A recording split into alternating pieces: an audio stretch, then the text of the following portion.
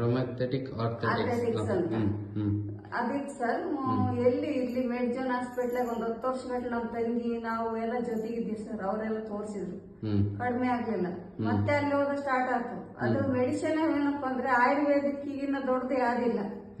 ಆ English medicine ಅಂತ ಅಂದ್ರೆ ಏನೋ ಅವಾಗ ಪೈನ್ ಮಾತ್ರ ಕಡಿಮೆ ಆಗುತ್ತೆ ಅಷ್ಟೇ, ಮೆಡಿಸಿನ್ ಇರತಕ್ಕ.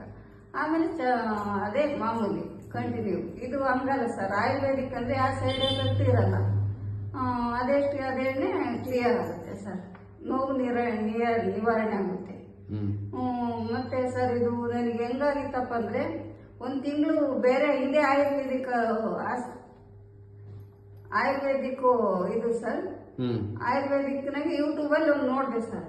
ಅದು 1 ತಿಂಗಳು ಆಲ್ರೆಡಿ ತಗೊಂಡ್ಮೇಲೆ ಇದು ಕೂತ್ಕೊಳಕ್ಕೆ ಎದ್ದಳಕ್ ಬರಲ್ಲ ಅಂತ ಬರ್ತದೇನ್ರಿ ಬೇಡ ಬರ ಎಲ್ಲ ಕೇಳಿ ಸರ್ಚ್ ಮಾಡಿ ತಗೊಂಡೆ.